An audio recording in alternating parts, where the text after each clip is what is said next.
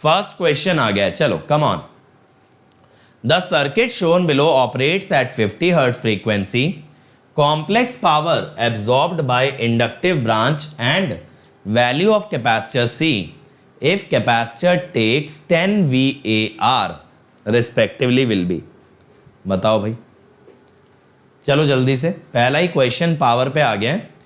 Inductive branch माने जो RL वाली ब्रांच है, ये कितनी पावर एब्जॉर्ब करेगी, फिर कैपेसिटर की वैल्यू कितनी है अगर वो 10 VAR ले रहा है, बताइए।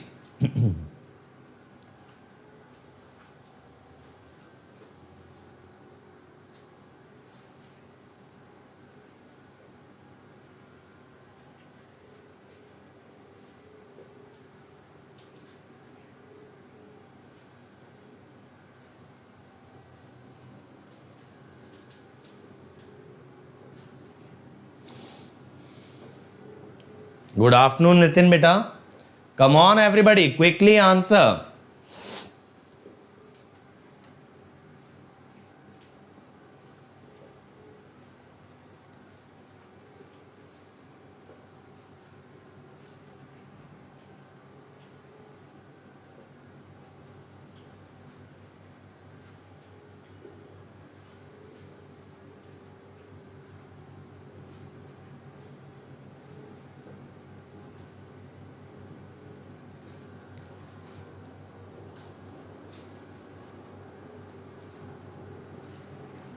आया भाई किसी का? देखें, देखो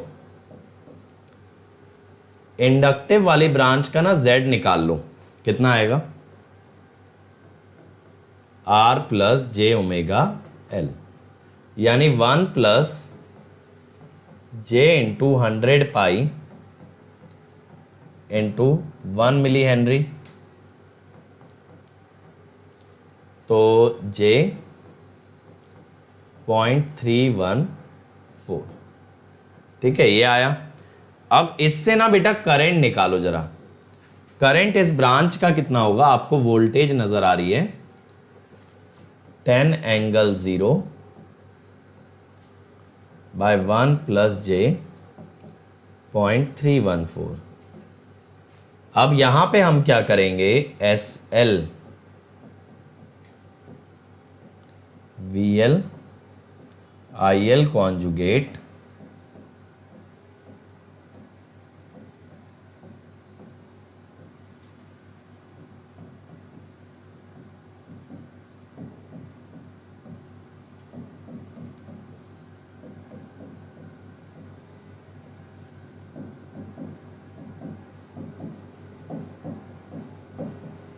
ठीक है, 100 1 माइनस J 0.314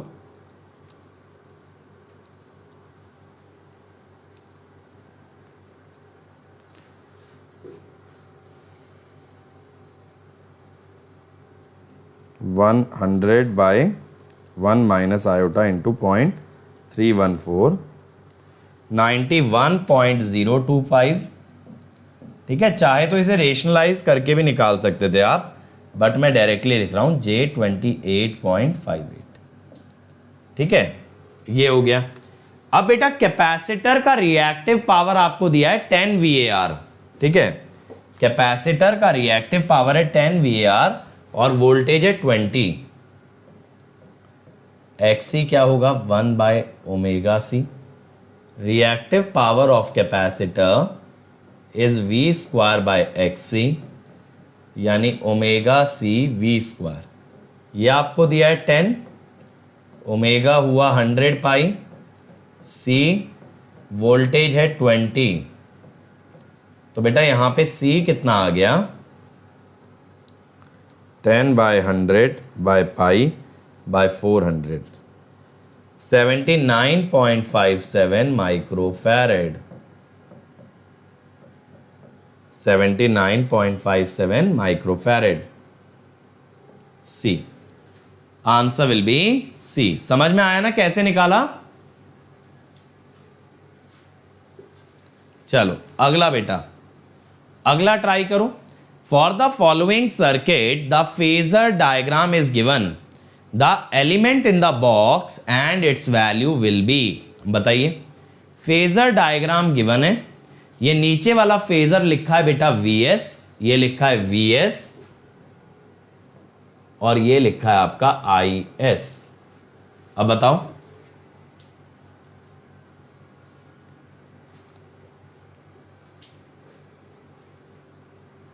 विशाल बेटा चेक करना पड़ेगा, एक बार टेलीग्राम पे पिंग कर देना, क्योंकि ऐसा तो अभी तक कोई नहीं बोला लेक्चर नंबर 26 इनकम्प्लीट है।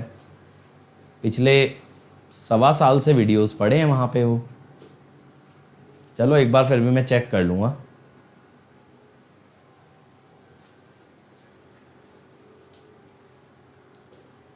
चलो चलो चलो भाई, कम ऑन एवरीवन।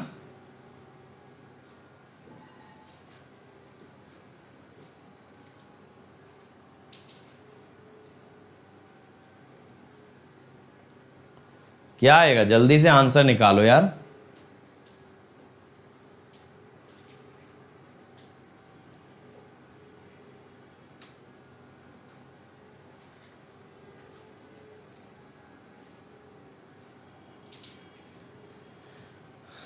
गुरजीत कैसी है बेटा आपकी तबीयत? बीच में तबीयत डाउन हो गई थी आपकी। Now are you feeling fine बेटा? क्या आ रहा है? सी आ रहा है? देखते हैं यार, बाकी लोग बोलो। डी। चलो देखें एक बार। देखो यहां पे फ्रॉम फेजर हमको क्या क्लियर है? हमको ये चीज क्लियर है कि Is leads Vs by 45 degree. ठीक है, Is leads Vs by 45 degree. तो यहां पे ये जो 45 होगा,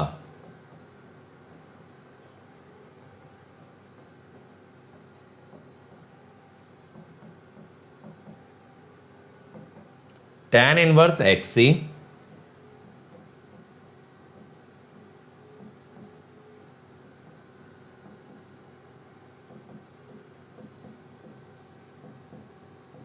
tan inverse 1 by omega RC। ठीक है,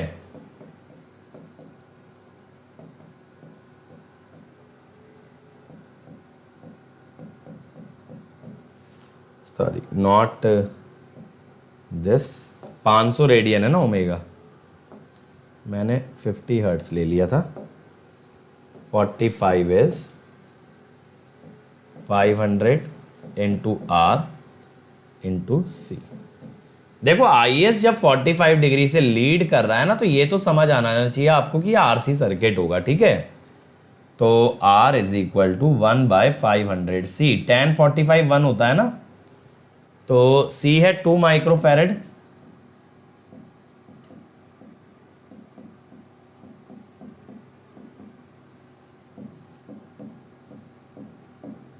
ये आ गया A।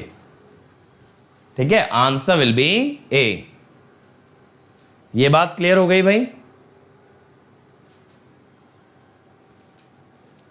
हाँ, वोल्टेज लैग कर रहा है तो कैपेसिटिव है, तो दीपू कैपेसिटर तो दिखाई रखा है, दूसरा एलिमेंट फिर क्या होना चाहिए? रेजिस्टेंस होना चाहिए ना, आरसी सर्किट बनना चाहिए। अगर सिर्फ कैपेसिटर या इंडक्टर होता तो 90 डिग्री का शिफ्ट होता करंट वोल्टेज के बीच में। ये तो ये रेजिस्टेंस की वजह से जो शिफ्ट होता है वो 90 से डिफरेंट होता है। ठीक है, अ सीरीज आरएलसी सर्किट, श्रेष्ठ अगर बेटा L और C होते तो 90 डिग्री का ही शिफ्ट आ सकता था ना, 90 से कम ज्यादा कैसे आएगा बताओ भाई? L में भी 90 का शिफ्ट है, C में भी 90 का शिफ्ट है, तो इनके रिजल्टेंट में भी या तो 90 डिग्री लीड होगा या तो 90 डिग्री लैग होगा। 45 डिग्री थोड़ी हो सकता है। सोच के देखो, करंट आपने बनाया, एक वोल्टेज ऊपर गई एक नीचे गई, तो रिजल्टेंट वर्टिकल ही आएगा, ऐसे एंगल पे तो नहीं जाएगा। A series RLC circuit, R दे रखा है, एक्सी दे रखा है, और बोला इंडक्टेंस इंप्योर है, उसके अंदर रेजिस्टेंस और इंडक्टेंस दोनों है। आपको रेजोनेंस फ्रीक्वेंसी बतानी है, बताओ।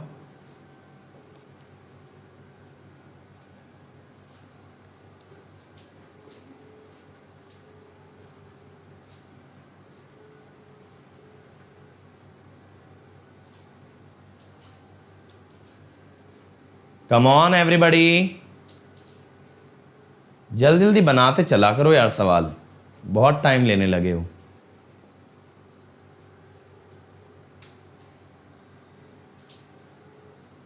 और कल से बेटा 2 पोर्ट नेटवर्क स्टार्ट कर रहे हैं, नया चैप्टर, ठीक है? तो फैला देना बढ़िया तरीके से, सभी लोगों को बता देना कल से नया चैप्टर है, कोई भी ज्वाइन कर सकता है जिसने पीछे के लेक्चर नहीं भी देखे। नेटवर्क का बेसिक आता है, केसीएल केवीएल, तो वो लोग आ सकते हैं। केसीएल केवीएल नोडल मैश, ये बेसिक चीजें पता है तो एनीबडी कैन ज्वाइन। चलो बताओ इसको जल्दी से।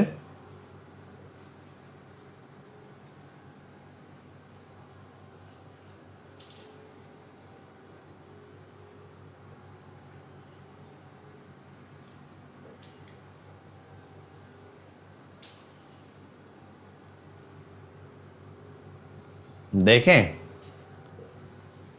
देखो सर्किट में ये बोला है कि एक आर है, एक सी है और एक इम्प्योर इंडक्टेंस है। इम्प्योर इंडक्टेंस का मतलब क्या है भाई, कि ये पूरा एक इंडक्टर है, ठीक है? This is your impure inductance, ठीक है? अब इसने ये बोला है आपसे कि रेजोनेंस फ्रीक्वेंसी बताना है, तो मैं कहता हूं सी कितना होगा। देखो एक्स सी कितना है,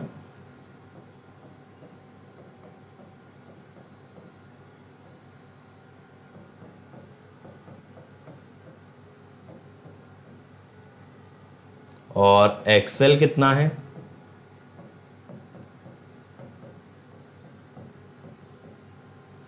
तो रेजोनेंस फ्रीक्वेंसी कितना होता है बेटा, यही होता है ना, हर्ट्स में पूछा है ना, 1/2π√LC।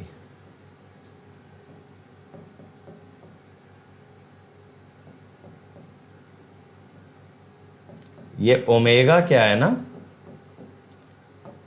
ओमेगा इज 2π/50, क्योंकि ये वैल्यूज 50 हर्ट्स पे दे रखी है ना, तो XL/XC, और ये ओमेगा हो गया तो ये ऊपर चला जाएगा, Ω/2π√XL/XC, ठीक है?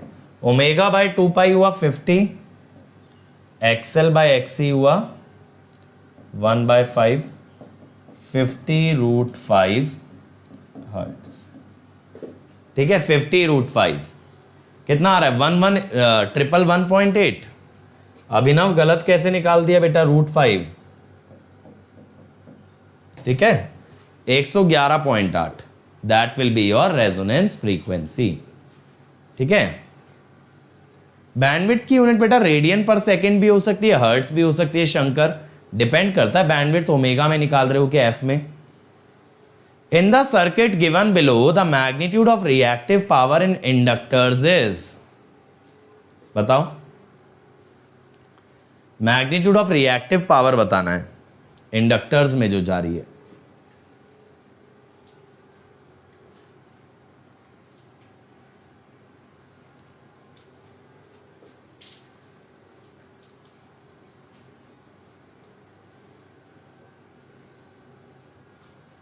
अभी तो कोई प्लान नहीं है श्रेष्ठ बेटा नेटवर्क सिंथेसिस का, क्योंकि ऑलरेडी नेटवर्क का कोर्स काफ़ी लंबा चल गया है और कुछ खास ऐसी डिमांड दिखी भी नहीं सिंथेसिस की, क्योंकि देखो अब गेट में भी नहीं है सिंथेसिस, इंजीनियरिंग सर्विसेज में भी नहीं है, तो अब बचता है बस एक कॉलेज, कि कॉलेज लेवल पे ज़रूर आता होगा बट किसी कॉम्पिटिटिव एग्जाम में तो नहीं आता। अब सिंथेसिस का कुछ ऐसा खास आता ही नहीं है। चलो जल्दी से निकालो इसका आंसर भाई, इतना टाइम नहीं लगेगा, थोड़ा फास्ट चलेंगे।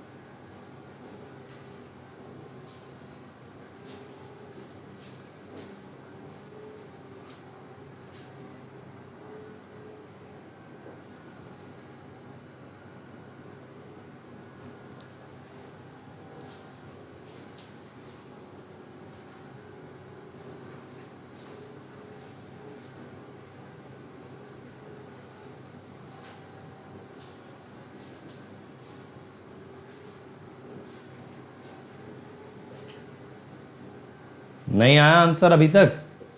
देखो यहाँ पे क्या करो, Z इक्विवेलेंट निकाल लो। यार मेरे भाई इतना लंबा तो सवाल भी नहीं दे रहा जितना तुम लोग टाइम लगा रहे हो।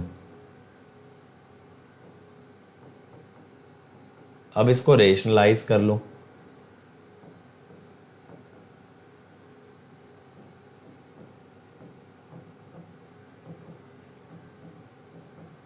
नाइन और 49 58, ठीक है। J27 माइनस J84 कितना हुआ? माइनस J57, ठीक है, माइनस 36 और प्लस 63।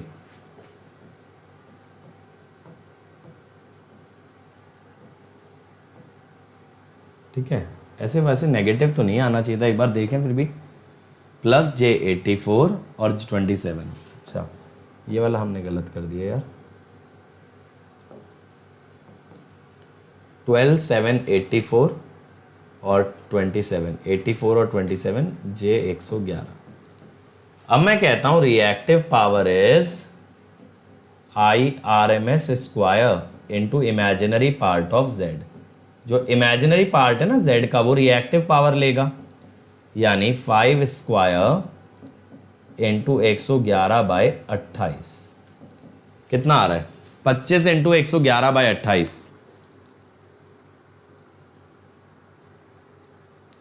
99.107 आ रहा है यार। Sorry not 28, 58।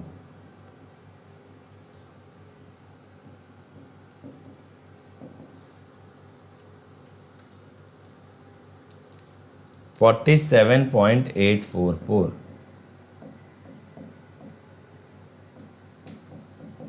ये आ रहा है यार। यही बन रहा है, हाँ 47.84। बहुत ही बढ़िया। अगला देखें, a resistive load is connected in series with a choke coil of internal resistance 5 ohm across a power supply. उसकी रेडियन पर सेकेंड होगी शंकर, R/L है रेडियन पर सेकेंड में। Across a power supply 400 volt 50 hertz, a current of 20 ampere is passing through the load having a potential difference of 100 volt across it. The value of inductance and power factor of the circuit are respectively. बताओ भाई।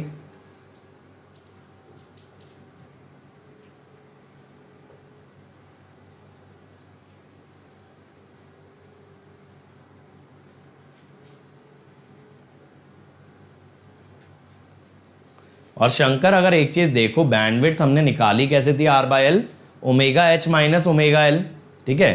तो omega H minus omega L में unit तो omega वाली आएगी। बेटा machine के question Saturday Sunday होते हैं ना हार्दिक, 3:30 बजे और 5 बजे, है ना। 4 सेशन होते हैं हर वीकेंड पे, दो सेशन सैटरडे और 2 संडे।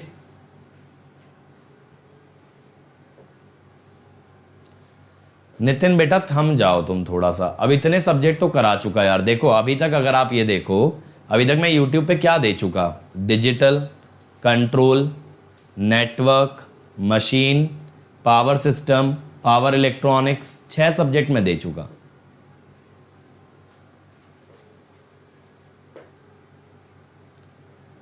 शंकर मेरे भाई रेडियन की कोई यूनिट थोड़ी होती है, सोचने वाली बात है। टाइम ही तो एक यूनिट है। Radian is dimensionless. रेडियन पर सेकंड की एक्चुअली यूनिट पर सेकंड जैसी ही है, रेडियन का कोई डायमेंशन नहीं होता। अरे बाप रे, बाकी सब ठीक है भाई बबलू? घर पे बाकी सब ठीक है? सारे घर के मेंबर्स, सेफ्टी, सब चीजें सही चल रही हैं कि नहीं चल रही हैं? बताओ।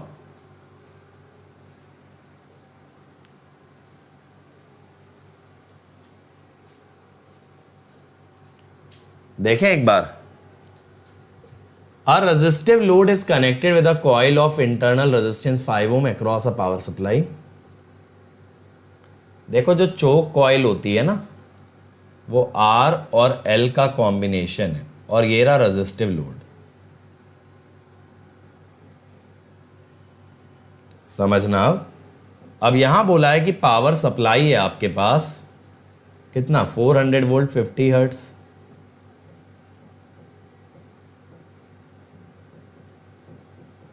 ठीक है। Current of 20 ampere is passing, ये कॉइल का इंटरनल रेजिस्टेंस है 5 ओम और यहां पे 100 वोल्ट दिया है हमें। The value of inductance and power factor, देखो अब यहां पे एक चीज समझना, ये 20 एम्पियर और 100 वोल्ट है। मैं कहता हूं लोड का जो रेजिस्टेंस है वो कितना होगा, V बाय आई 100 बाय 20 यानी 5 ओम। ये क्लियर हुआ हमें। अब मैं ये कहता हूं कि देखो ये एक्सेल है, कुछ भी हो, पहले मैं फेजर बनाता हूं। देखो 20 एम्पियर को रेफरेंस ले लो। अब इसी के सेम फेज में बेटा एक तो ये RL वाला वोल्टेज बनेगा VL, ये, और एक ये बनेगा VR, बोल देता हूं VR भी इतना ही बनेगा, VL और VR बराबर बनेंगे, ठीक है। अब जो XL का वोल्टेज आएगा, इंडक्टर का वोल्टेज, वो करंट से 90 डिग्री लीड करेगा। ये हुआ VL, सॉरी VX बोल देते हैं, VX, ये वोल्टेज। अब आपको टोटल दिया है भाई 400, टोटल क्या दिया है आपको 400। तो अब यहां पे एक चीज समझना, ये 200 और 200 ये जुड़ के, सॉरी 100 और 100 ये जुड़ के कितना हो जाएगा 200। एक चीज समझना, VR कितना होगा भाई 5 ohm into 100, sorry 20 ampere 100 volt. तो मैं कहता हूं 400 इज इक्वल टू, बेटा एक सिंपल सी बात समझना, हॉरिजॉन्टल लाइन पे 200 वोल्ट आ रहा है ना, VX स्क्वायर, तो ये कितना हो जाएगा 400 का स्क्वायर यानी कि 16 इंटू 10 की पावर 4, 12 इंटू 10 की power 4,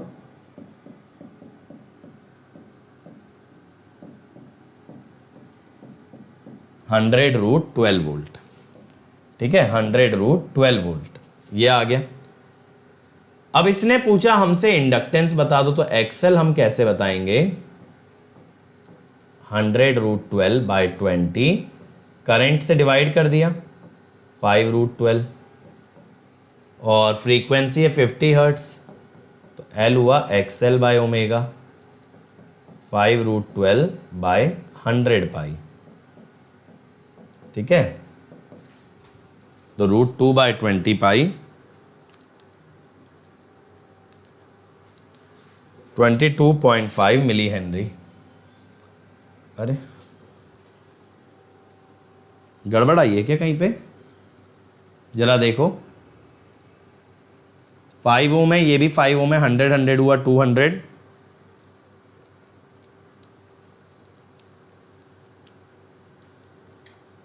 divided by 20 divided by 100 पाई, 55.13 आ रहा है यार ये तो।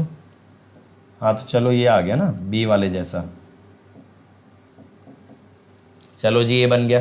अब पावर फैक्टर पूछ रहा है cos फाई, ये सीरीज सर्किट के लिए क्या होता है R/Z।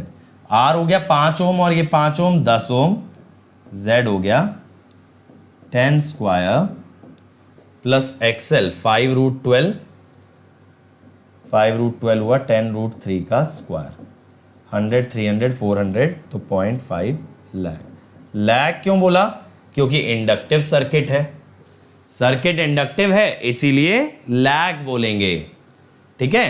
अगर सर्किट कैपेसिटिव होता तो लीड बोल दिया होता। चलो अगला देखो, a first order low pass filter is given with resistance 50 ohm, capacitance 5 microfarad, the frequency at which the gain of transfer function is 0.25, निकालिए।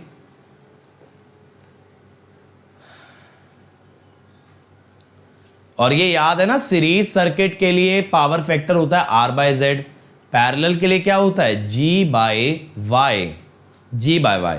Real part over the total value is your power factor. A first order low pass filter is given with R equal to 50 ohm, C equal to 5 microfarad.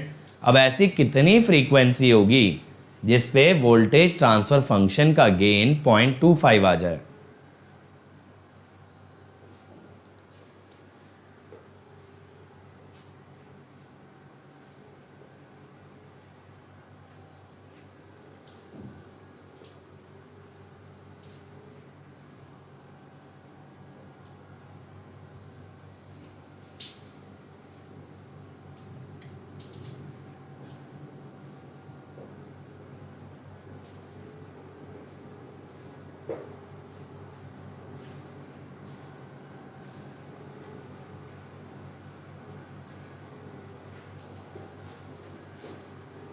बताओ भाई जल्दी से,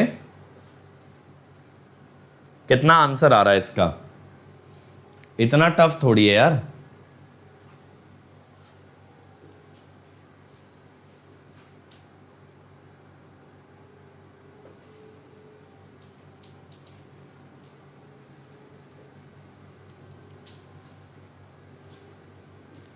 देखें भाई कौन देने वाला है आंसर इसका।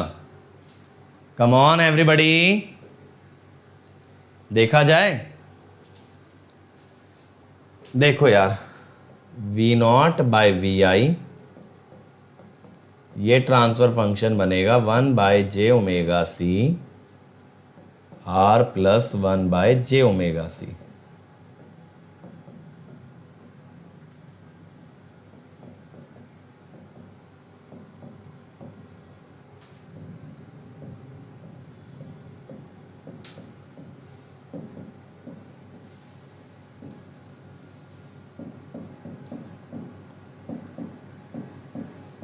ठीक है, अब ये बोला ये गेन जो है ना 0.25 होना चाहिए।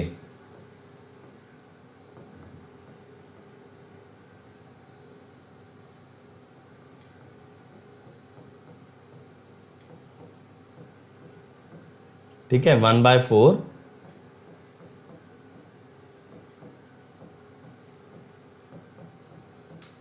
16, तो ओमेगा आर सी किस में चाहिए? हर्ट्स में चाहिए, किलो हर्ट्स में।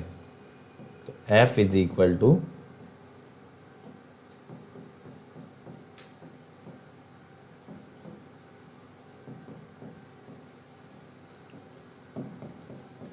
Are C 50 into 5 250 microfarad. देखो कितना आएगा ये?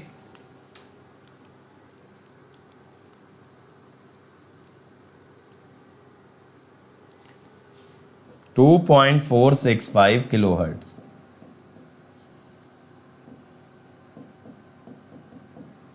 ये आएगा 15.49 किलो हर्ट्ज है।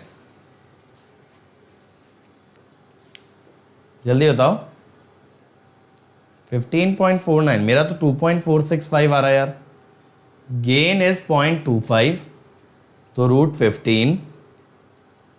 15 से हुआ रूट 15/2πRC 250 माइक्रोफैरेड 500 पाई, यही बन रहा है यार। हाँ यही आ रहा है ना। चलो चलो अगला, in the AC network shown in the figure the phasor voltage VAB is. चलो बताओ भाई, VAB कितना आएगा? बहुत इजी क्वेश्चन है, ये तुरंत बनेगा। देखो मजा आ रहा है ना मिक्स क्वेश्चन करने में। अब एक फिल्टर का आ गया, बीच में एक रेजोनेंस फ्रीक्वेंसी का आ गया था, AC पावर का क्वेश्चन आ गया, नॉर्मल AC सर्किट के वोल्टेज करंट पे क्वेश्चंस आ रहे हैं। तो इस टाइप से अब आप जब भी प्रैक्टिस करोगे ना, कभी भी रिवाइज करोगे AC एनालिसिस, तो आप लोग कभी भी टॉपिक बाय टॉपिक मत करना, पूरे AC के एक साथ क्वेश्चन लगाओ। एक साथ लगाओगे तो क्या होगा, सारे टॉपिक रिवाइज हो जाएंगे। वरना जो मैं आपको स्पेशल क्लासेस का लिंक देता हूं, वहां मैंने PYQ सारे करा रखे हैं, वहां से PYQ निपटा डालो। अगर PYQ भी निपटा लिए तो बहुत अच्छा कंटेंट आपके पास हो जाएगा। ठीक है, चलो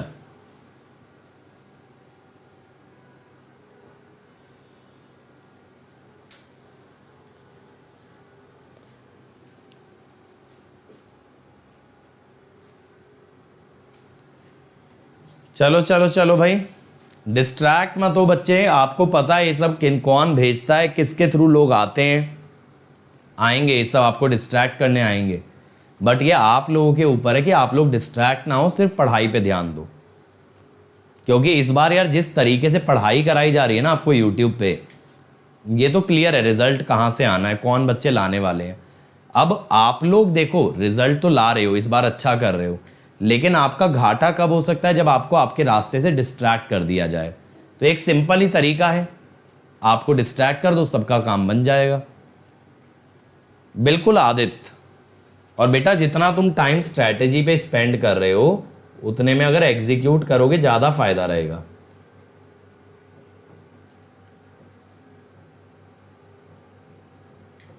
देखो ये दोनों पैरेलल आ रहे हैं ना,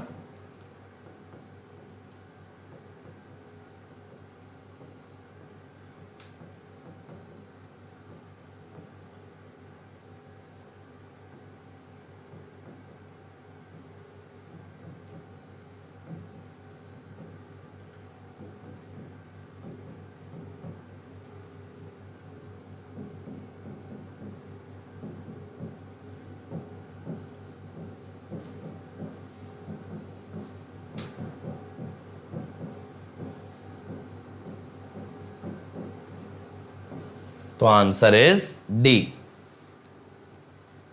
चलो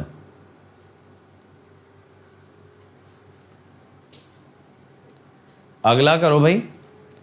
चांद बेटा मेरे हिसाब से तुम तो एक सीरियस स्टूडेंट थे, मुझे नहीं पता था कि तुम भी स्पैमर हो यार। मेरे को जितना याद है मेरे ख्याल से तुम सीरियसली पढ़ने आते थे, बट चलो भाई वक्त बदलते हैं, लोग बदलते हैं, क्या कर सकते हैं। कब एक अच्छा बच्चा, एक पढ़ने वाला बच्चा स्पैमर बन जाए कौन जानेगा, कुछ भी हो सकता है इस दुनिया में। A coil having a resistance of 50 ohm, inductance 10 millihenry is connected in series with a capacitance and is supplied at a constant voltage and variable frequency source. Maximum current is 1 ampere at 750 Hz. What are the half power frequencies of the system? बताओ भाई। Resonance का आ गया ना question, half power frequency पूछ लिया, यानी cut off frequency पूछ लिया, लोअर एंड अपर। निकालो जल्दी से।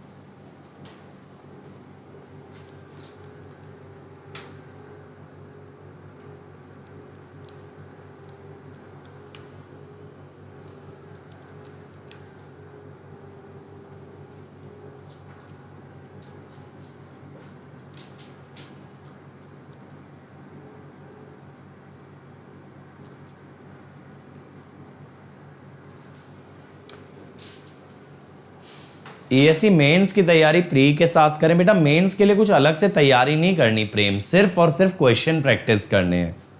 आप लोग ये मत सोचा करो मेंस के लिए कुछ एक्स्ट्रा पढ़ के जाना पड़ेगा, कुछ अलग से टाइम देना पड़ेगा, कुछ भी नहीं।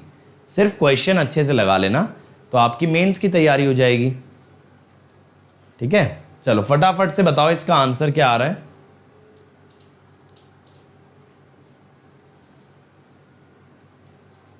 क्या आ रहा है? डी आ रहा है। बहुत ही सही, आंसर विल बी डी। पता है यहां पे देखो ये बोला है maximum current is equal to 1 ampere, तो यहां से हमें मिल गई रेजोनेंस फ्रीक्वेंसी।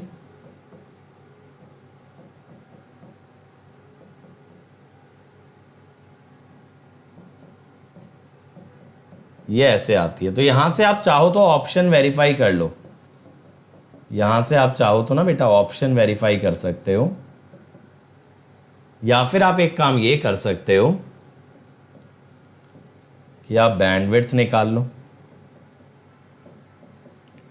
बैंडविड्थ होती है R/2 पाई L, अगर F में निकालो, ठीक है 50/2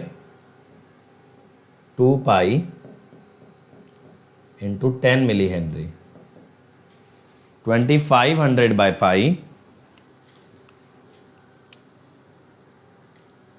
795.77 ऑलमोस्ट 800। ठीक है, तो यहां पे देखो ऑलमोस्ट 800 का गैप आ रहा है ना, ऑलमोस्ट 800 का गैप आ रहा है, ये बात क्लियर है। तो यहां से भी निकाल सकते हो, ये हो गई FL minus FH minus FL। अब आपको ना ये दो इक्वेशंस सिंप्लीफाई करनी है। कैसे, देखो क्या करोगे, FH is 750 square by FL, यहां से आ गया। ठीक है, अब 750 square by FL minus FL, यहां से आप निकालोगे FL। ठीक है, यहां से क्या निकालोगे, FL, फिर FH भी निकाल देना, बस इतना करना है। समझ में आया, D आ गया, D आ जाएगा। अपर्णा बेटा बेसिक फॉर्मूले जो रेजोनेंस वाले टॉपिक के हैं वो तो याद करोगे ही बच्चे। अगला, in the circuit shown in the figure the power consumed by 5 ohm register is 10 watt, what is the power factor of the circuit. बताओ भाई, power consumed by 5 ohm resistance है 10 watt, पावर फैक्टर कितना है circuit का।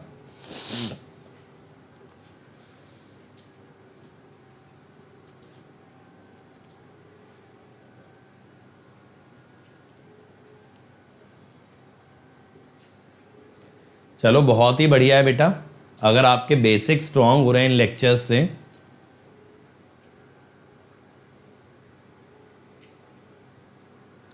हाँ जय तीर्था, मैंने यही तो लिखा है, देखो मैंने यही तो लिखा है, इस फॉर्मूले में ऑप्शन वेरीफाई कर लो, सीधे डी आ जाएगा।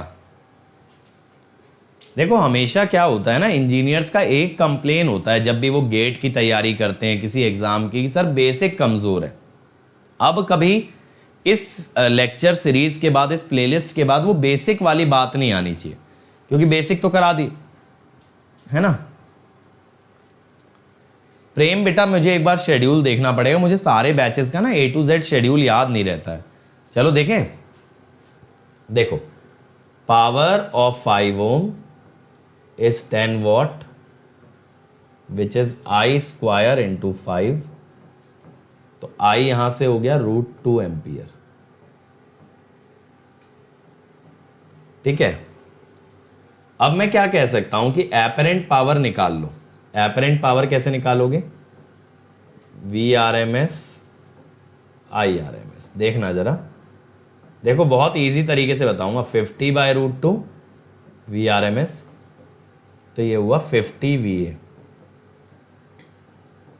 अब बात है रियल पावर की, I square IRMS square into R √2 square. Total resistance कितना है, 15 है, 5 + 10। रियल पावर तो रेजिस्टेंस में ही जाती है ना, 30 watt। अब power factor is P/S 0.6 lag. Lag क्यों आ रहा है, क्योंकि इंडक्टर है। डी आ गया, ठीक है, डी आ गया। अच्छा एक बार शायद NIT हमीरपुर में मैंने लिया है ना एक इवेंट, चलो यार बहुत ही अच्छी बात है अगर वहां से मोटिवेट हुए। चलो अगला देखो यार, a series RL circuit with R = 25 ohm is connected in parallel with a pure resistance 50 ohm। Combination का हमें वोल्टेज दिया है, एक्टिव पावर है 2.5 kilowatt, what is the inductance. चलो समझ में आया कितना इजीली हम लोगों ने सॉल्व कर दिया पिछला क्वेश्चन P/S से। तो हमेशा बेटा जरूरी नहीं कि आप R और X में जाएं, आप ये ध्यान रखना पावर फैक्टर की जो परिभाषा है वो इंपिडेंस से भी निकलता है और वो पावर से भी निकलता है। जो मेथड आपको इजी पड़े आप उससे अप्रोच करना, और आगे आगे जब आप बड़े सब्जेक्टों में उतरोगे ना मशीन पावर सिस्टम में, तो इंपिडेंस का यूज ही नहीं होता, फिर तो पावर से ही पावर फैक्टर की बात होती है।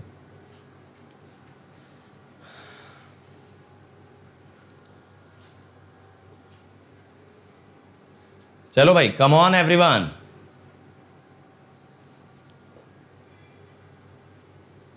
RL series circuit with R is given, L हमें पता नहीं, पैरेलल रेजिस्टेंस आपको दिया है कि ये प्योर रेजिस्टेंस है।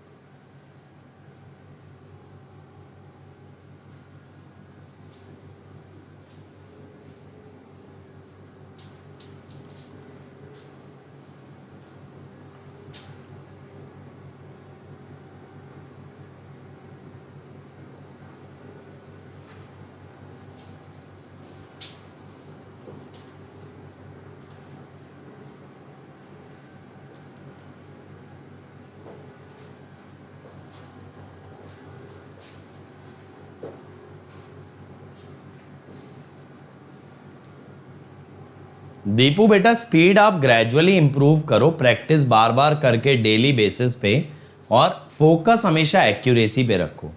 टाइम लगे क्वेश्चन में लेकिन आंसर सही आए, और जब आप एक जैसे 10-10, 20-20, 50 क्वेश्चन करोगे अपने आप वो फास्ट होने लगेंगे। लेकिन शुरू में टाइम लगने दो, टाइम से मत घबराओ, आप फोकस इस बात पे करो कि आपका आंसर एकदम परफेक्ट आए। चलो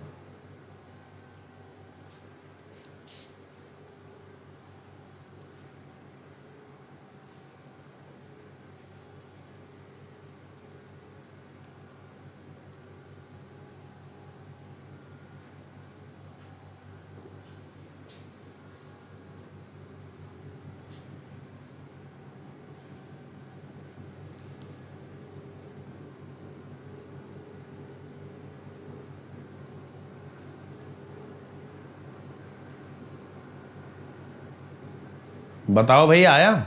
देखें, देखो मैं कहता हूं पहले के ना कि 50 ओम की पावर निकाल लेते हैं। इसके अक्रॉस का वोल्टेज आपको डायरेक्टली पता है ना, 250 आरएमएस है। 250 इंटू 5, 1250 वॉट, यानी 25 ओम में कितनी पावर होगी? देखो सोर्स ने दिया था 2500, जिसमें से 1250, 1250 गया 50 ओम में, तो बचा हुआ 1250 किस में गया? इधर गया। अब मैं कहता हूं इधर का करंट मान लो I। What is I?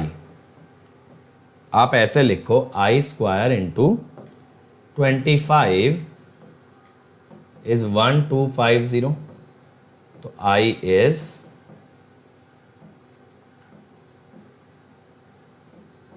√50 ampere.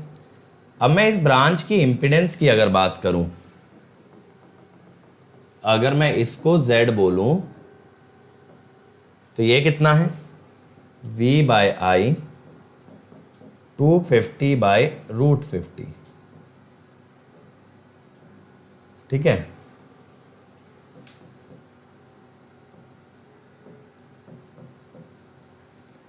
अब Z क्या होता है? R square plus X square is Z square, तो 25 1250 हो गया ना, 25 square plus X square is 1250, 25 into 50, तो X स्क्वायर इज 625, X आ गया 25 ओम। रिएक्टेंस मिल गई तो इंडक्टेंस निकाल दो, 25/100 पाई,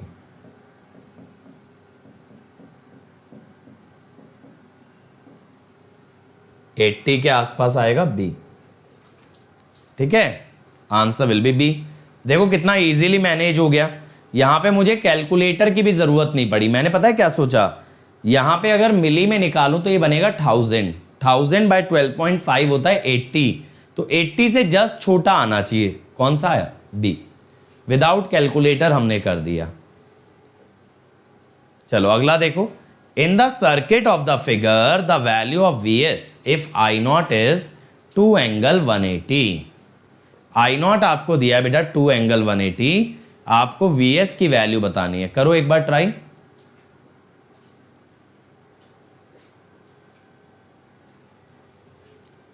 हाँ हाँ भाई, बी आ गया, देख लिया आंसर बेटा, आ गया आपका बी। क्यों इतना परेशान हो जाते हो?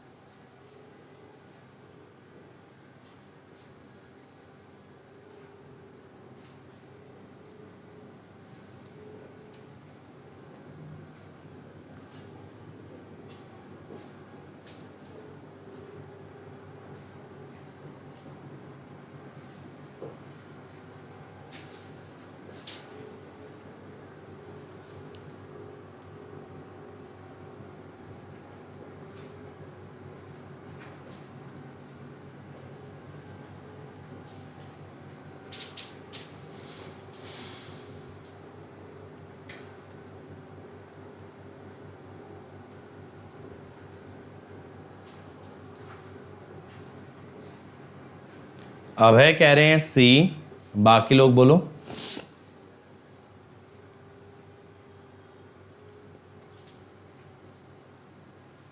सी।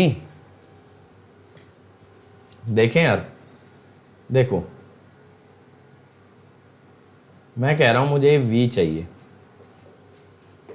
आप बोल दोगे सर वी होगा आई नॉट इंटू 1 माइनस जे।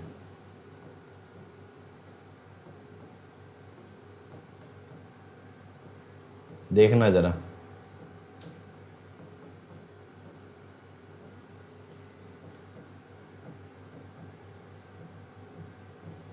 अब जरा देखो मजे की बात, मजे की बात देखना यार। यहां पे अगर मैं करंट आई मान लूं, तो आप अगर नोटिस करो ये जो इंपिडेंस है पूरी Z, ये एग्जैक्टली उसका ट्वाइस है, समझ रहे हो, 2Z। तो मैं क्या कह रहा हूं, current is same on both sides but one impedance is twice of other. One impedance is twice of other.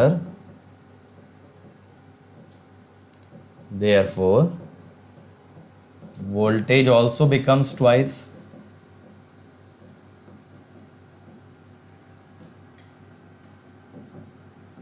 तो बेटा यहां पे क्या हुआ ना, अगर ये V है तो ये 2V होगा।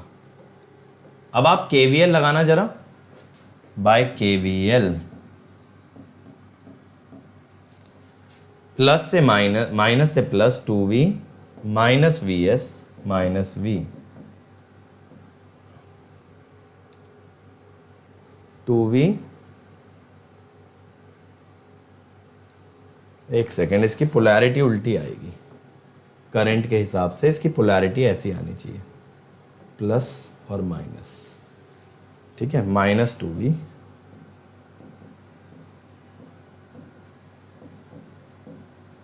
ये जो माइनस साइन आता है ना बेटा, ये माइनस साइन ऐसे लिख दिया जाता है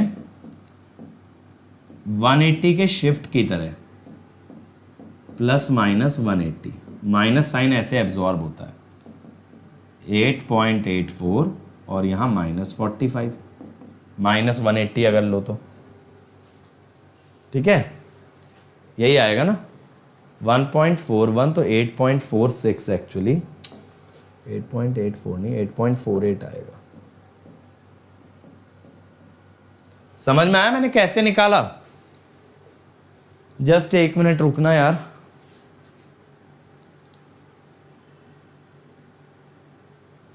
चलो अगला देखो, अब a sinusoidal current is applied as a forcing to a series RL circuit. The energy dissipated in the resistor during positive half cycle of current, निकालो जरा, पॉजिटिव हाफ साइकिल दिखा रखी है करंट की, इस दौरान एनर्जी कितनी डिसिपेट हुई होगी रेजिस्टेंस में? गौरव बेटा एक चीज बताओ, 66 लेक्चर हो गए, 66 लेक्चर, तो तो पूरे सिलेबस का अब भी क्वेश्चन खड़ा रह जाता है 66 लेक्चर्स के बाद। मतलब अगर पूरा नहीं कराना होता 15 लेक्चर ले लेता, 10 ले लेता, 20 ले लेता, 66 क्यों लेता? या लास्ट का कोई एक आध नंबर का चैप्टर छोड़ के क्या मिलेगा? सोचने वाली बात है। बताओ भाई कितना आ रहा है?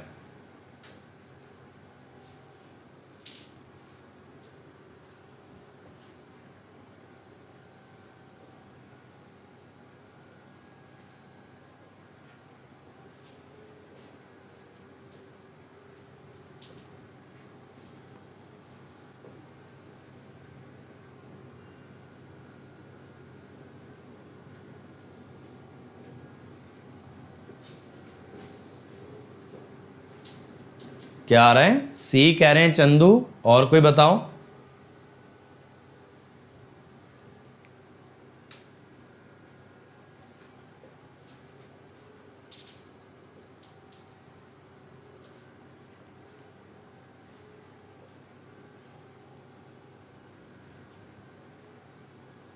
Come on everybody, last question है, जल्दी से आंसर दे दो। सी, चलो देखो देखो, मैं कहता हूं एवरेज पावर कितनी होगी? एक रेजिस्टेंस के अंदर एवरेज पावर निकलती है आरएमएस करंट से। आरएमएस करंट कितना होगा बेटा?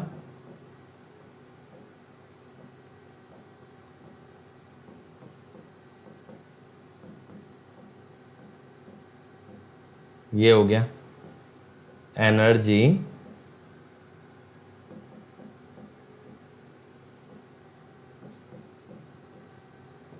इस पी एवरेज इंटू टी। तो आपको हाफ साइकिल में चाहिए, यानी 6 सेकंड में। ठीक है, हाफ साइकिल तो इतनी होगी ना, sorry 43.2 joule. Half cycle 6 second की बनेगी भाई, 12 सेकंड की फुल साइकिल है। तो सी आ गया, देखो कितना इजीली आया, बहुत ही बढ़िया।